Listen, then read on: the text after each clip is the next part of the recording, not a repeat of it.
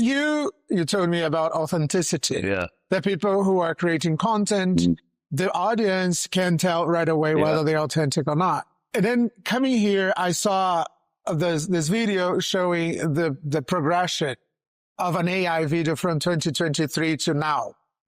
Do you think we will eventually reach a point where it will be hard to, or virtually impossible to detect whether it was AI generated, and how do you include authenticity in there? I think undoubtedly that AI is going to get super good at rendering things. You can already see that you can make movies and certain things with AI. But if I draw it back to the personal aspect of being a content creator, I think it still comes down to the authenticity. You can make something authentic with AI, provided that the content got to be authentic, right? So it's not so much, for me, it's not so much about the medium that you created in. It's much more whether the message is authentic and comes across as truthful.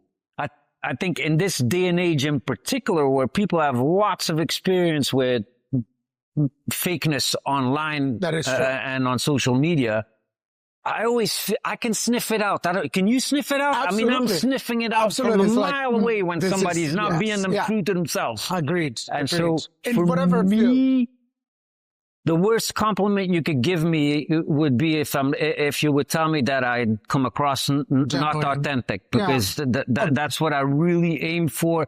And I want to stay to myself and to my audience. So in that sense, I wouldn't be able to put out an untrue message out there, because there's certain things that I don't do. For example, certain people are much more comfortable putting out a political message, or I draw the line very, very clearly.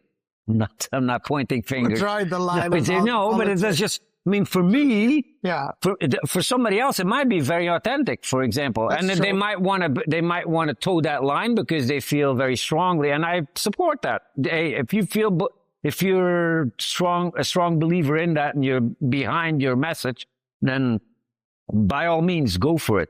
But that's not me. And so it wouldn't be authentic if I would be, putting out a political message out there. So that's not my thing. I always feel like my medium too. People have talked to me about should start Instagram or go on X and I'm thinking, well, first of all, I have to stay married. So that's part of the equation as well. One medium is plenty already. Okay. That Instagram, I don't think Instagram is your audience. Neither is X. X is very controversial. Yeah. But what about YouTube? Have you ever considered YouTube? Because you do the interviews on video.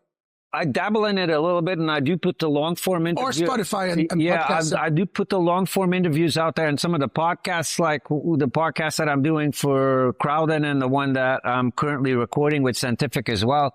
They're going to go out on the larger formats in Spotify and YouTube, what have you.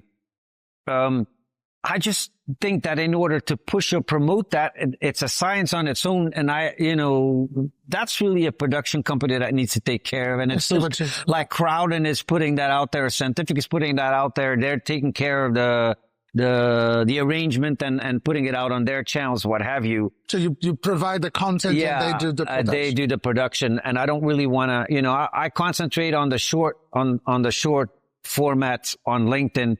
That's kind of what I do best, and that takes plenty of time. And then the long format, somebody else can take care of it as they want. Kind of like when you have a production crew out here for the sofa. That's it's nice to have that. It's nice to have that help. They do a good job.